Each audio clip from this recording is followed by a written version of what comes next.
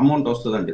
Right right Sudhakar గారు. అదేవిధంగా మనకి బీజేపీ నాయకులు ఉన్నారు, కొట్టే మల్లికార్జున్ గారు అంటే సంవత్సర కాలంలో చూసుకుంటే రెండో బడ్జెట్, పూర్తి స్థాయి బడ్జెట్, దీనికి సంబంధించి కేంద్రం నుండి ఎంత సాయం అందుతుంది మీ మాట? ముందుగా ప్రైమ్ నైన్ న్యూస్ వీక్షకులకు, అదేవిధంగా డిబేట్లో పాల్గొన్నటువంటి పెద్దలకందరికీ నమస్కారాలండి. ముఖ్యంగా చందు గారు, ఈరోజు సోషల్ మీడియా వేదికగా వైఎస్ఆర్సీపీ నాయకులు కూడా అటు బీజేపీని కూడా విమర్శించడం కావచ్చు, ఈ బడ్జెట్ని కూడా విమర్శించడం గురించి చూస్తే నిజంగా హాస్యాస్పదంగా వర్ణించవచ్చు.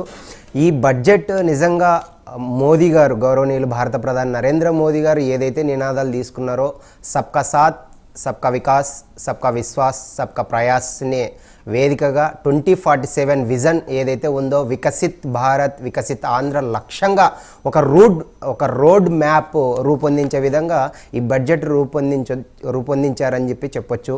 ముఖ్యంగా ఆర్థిక మంత్రి పయ్యావుల కేశవ్ గారు 2 ఫైనాన్షియల్ లాస్ గురించి మాట్లాడడం జరిగింది. ఒకటి, అర్థశాస్త్ర పితామహుడైనటువంటి కౌటిల్యుడి యొక్క ప్రస్తావన, అంటే ఇండియన్ హిస్టరీలో మౌర్య సామ్రాజ్యాన్ని స్థాపించడంలో కీలక పాత్ర వహించినటువంటి చాణక్యుడి గురించి, ఆ రాజ్యంలో నెలకొన్నటువంటి ఆర్థిక వ్యూహాల గురించి, రాజకీయ వ్యూహాల గురించి, అదేవిధంగా ప్రజల యొక్క వెల్ఫేర్, గ్రోత్, డెవలప్మెంట్ యొక్క సంబంధించిన తాలూకు వివరాలను కూడా ఈరోజు మనం బడ్జెట్ సెషన్లో పేర్కొనడం జరిగింది. ఇక్కడ నేను స్పష్టంగా ఒకటి చెప్తున్నాను సార్. ఒకటి, గత ప్రభుత్వ హయాంలో నిజంగా అన్ని రకాల వ్యవస్థలను నిర్వీర్యం చేశారని చెప్పేసి మనం మీడియా ముఖంగా మాట్లాడుకోవడం కాదు, ప్రజలందరికీ తెలుసు. అందుకే ఈరోజు ఎన్డీఏ కూటమికి ఆంధ్రప్రదేశ్ రాష్ట్ర ప్రజానికం బ్రహ్మరథం పట్టి ఈరోజు మనకు అవకాశం ఇచ్చారు. ఈరోజు గౌరవనీయులు చంద్రబాబు నాయుడు గారి నాయకత్వంలో కావచ్చు, డిప్యూటీ సీఎం పవన్ కళ్యాణ్ గారి నాయకత్వంలో కావచ్చు, అదేవిధంగా మా ఆంధ్రప్రదేశ్ రాష్ట్ర బీజేపీ అధ్యక్షురాలు పురంధేశ్వర్ గారి నాయకత్వంలో ఖచ్చితంగా ఈ బడ్జెట్ కూటమి ఏ విధంగా రూపొందించిందో ప్రజలు కూడా బ్రహ్మరథం పడుతున్నారు. దానికి నిదర్శనం మా వైద్య ఆరోగ్య శాఖ మంత్రి వర్యులు సత్యకుమార్ యాదవ్ గారు కూడా స్పష్టంగా పేర్కొన్నారు. ఏ గవర్నమెంట్ అయినా వెల్ఫేర్, గ్రోత్, అదేవిధంగా ఇన్కమ్, ఎక్స్పెన్సెస్ మీదనే దృష్టి పెడుతుంది చందు గారు. ఈ గవర్నమెంట్ కూడా వెల్ఫేర్ మెకానిజంతో పాటు గ్రోత్ రెండు కళ్ళులాగా చూసుకుంటుంది. అదేవిధంగా దేశంలో ఏ విధంగా అన్ని రాష్ట్రాలకు ఏ విధంగా కోఫెడరలిజంలో భాగంగా ఏ విధంగా అయితే సంక్షేమ నిధులు కేటాయిస్తుందో, ఇప్పుడు కూడా ఆంధ్రప్రదేశ్ రాష్ట్రానికి అదే విధంగా సంక్షేమ నిధులు కేటాయిస్తుంది. కాకపోతే డబుల్ ఇంజిన్ సర్కార్ ఉంటే ఏ విధంగా బెనిఫిట్ పొందొచ్చో మనం గత 9 నెలల్లోనే రూపొందించాం. ఒకటి, ఈరోజు స్పష్టంగా చెప్తున్నాం. ముఖ్యంగా బడ్జెట్ గురించి చాలామంది వ్యంగ్యంగా వైఎస్ఆర్సీపీ నాయకులు మాట్లాడారు. శాసన మండలిలో చూసుకుంటే బొత్స సత్యనారాయణ గారు కావచ్చు, అదేవిధంగా ముఖ్యంగా డోన్ నియోజకవర్గం సంబంధించినటువంటి మా డోన్ అసెంబ్లీ నుంచి ప్రాతినిధ్యం వహించినటువంటి డోన్ మాజీ శాసనసభ్యులు, అదేవిధంగా మాజీ ఆర్థిక శాఖ మంత్రి వర్యులు బుగ్గన రాజేంద్రనాథ్ రెడ్డి గారు కూడా అంకెల గారడి అని చెప్పేసి ఇది ఒక లెక్కల గారడి లాగా ప్రస్తావించడం జరిగింది.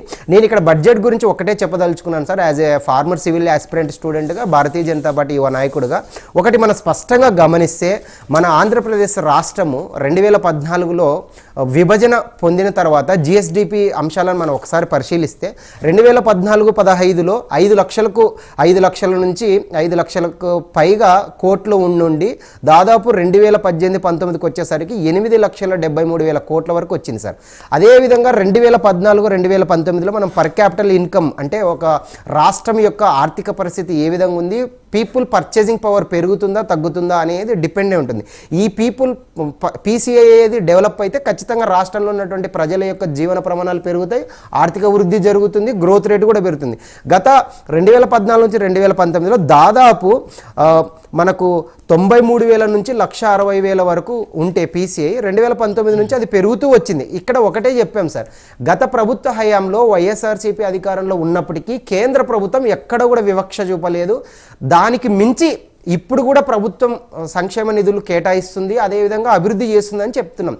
గత ప్రభుత్వ హయాంలో కోవిడ్ వచ్చినప్పటికీ ఆంధ్రప్రదేశ్ రాష్ట్రానికి, అదేవిధంగా దేశంలో ఉన్నటువంటి ప్రతి రాష్ట్రానికి కూడా విద్యా విషయంలో కానీ వైద్య విషయంలో కానీ భారతీయ జనతా పార్టీ మానస పుత్రికలైనటువంటి ఎయిమ్స్ కావచ్చు, అదేవిధంగా ఇన్ఫ్రాస్ట్రక్చర్ కావచ్చు, ప్రతి ఒక్క విషయంలో వైఎస్ఆర్సీపీ ప్రభుత్వానికి సహకరించిన మాట వాస్తవం. ఇది మీడియా ముఖంగా ప్రతి ఒక్కరు వాళ్ళు హర్షించదగ్గ విషయం. కానీ ఈరోజు భారతీయ జనతా పార్టీ ఈరోజు ఎన్డీఏలో ఉంది కాబట్టి విమర్శలు చేస్తున్నారు. నేను ఒకటే చెప్తున్నాను, మీడియా ముఖంగా వైఎస్ఆర్సీపీ నాయకులకు కావచ్చు, అదేవిధంగా మా డోన్ అసెంబ్లీ మాజీ శాసనసభ్యులు మాజీ ఆర్థిక శాఖ మంత్రి బుగ్గన రాజేంద్రనాథ్ రెడ్డి గారికి, అయ్యా మీరు నిన్న ప్రెస్ మీట్ పెట్టి జిఎస్డిపి గురించి, జీవీఏ గురించి, అదేవిధంగా బడ్జెట్లో ఉన్నటువంటి ఎస్టిమేట్స్, అడ్వాన్స్ ఎస్టిమేట్స్ గురించి కావచ్చు, రివైజ్డ్ ఎస్టిమేట్స్ గురించి కావచ్చు, రివైజ్డ్ ఎస్టిమేట్స్ గురించి మాట్లాడారు. అదేవిధంగా నేను ఒకటే చెప్తున్నాను, జిఎస్డిపిలో అయినా, జీడిపిలో అయినా, జీవీఓలో అయినా ప్రజల యొక్క ఇన్కమ్ను బట్టి, అదేవిధంగా ఎక్స్పెన్సెస్ని బట్టి, ఆదాయ వ్యయాలను బట్టి ఒక రాష్ట్రం కానీ ఒక దేశం కానీ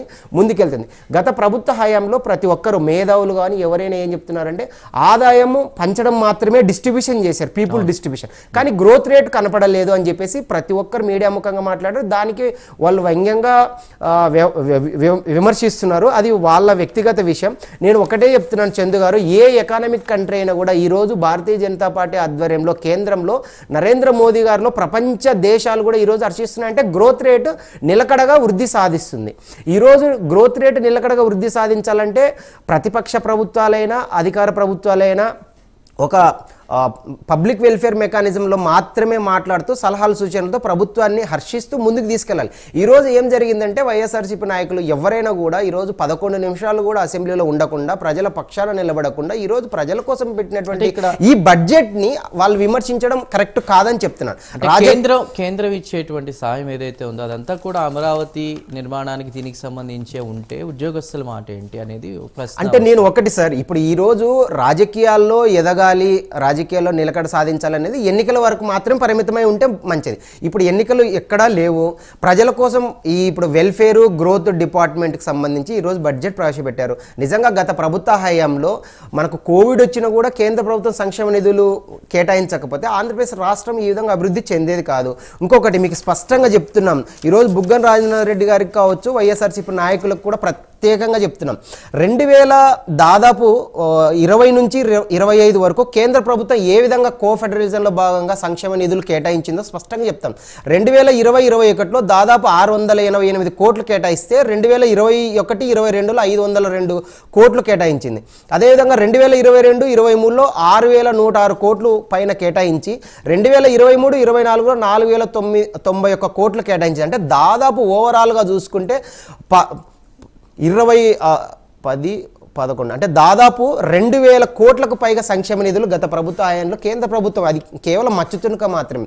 నేనేం చెప్తున్నానంటే గత ప్రభుత్వ హయాంలో ఏ విధంగా అయితే ప్రజలు అవకాశము వైఎస్ఆర్సీపీకి ఇచ్చినా, కేంద్రంలో బీజేపీకి ఇచ్చినా రాష్ట్రాలు అభివృద్ధి చెందుతూనే దేశం పురోగమిస్తుందని చెప్పేసి మా నాయకులు భావించారు కాబట్టి ఆంధ్రప్రదేశ్ రాష్ట్ర అభివృద్ధి సాధించబడింది.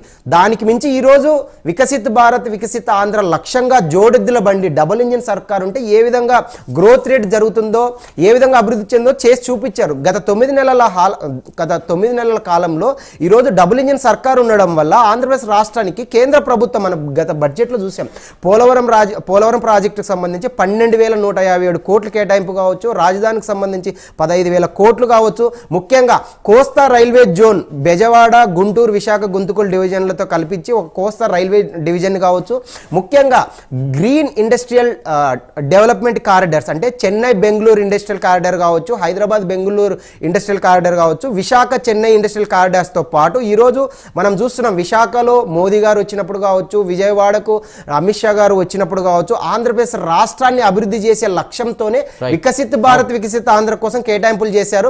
ఈరోజు మేము స్పష్టంగా ఒకటే చెప్తున్నాం, ప్రజలు స్పష్టంగా గౌరవనీయులు నరేంద్ర మోదీ గారిని నమ్మారు. అదేవిధంగా కూటమి పక్షాన చంద్రబాబు గారిని, పవన్ కళ్యాణ్ గారిని, మా భారతీయ జనతా పార్టీని నమ్మారు కాబట్టి ఈరోజు మాకు అధికారం ఇచ్చారు. ప్రజల కోసము, ప్రజల చేత ఎన్నుకోబడినటువంటి ఈ ప్రజాస్వామ్య ప్రభుత్వంలో ప్రజల కోసం ప్రవేశపెట్టినటువంటి ఈ బడ్జెట్ మీద హాస్యాస్పద విమర్శలు మానేసి ఏమైనా సలహాలు సూచనలు ఇవ్వాలనుకుంటే ఖచ్చితంగా ప్రతిపక్ష హోదా అనేది వాళ్ళకు లేదు. అది రాజ్యాంగబద్ధంగా 10% ఉంటేనే వస్తుంది. 100% పక్కన పెడితే ఈరోజు సలహాలు సూచనలు వైఎస్ఆర్సీపీ నాయకులు ఇవ్వాల్సిందే మేము మీడియా ముఖంగా చెప్తున్నాం.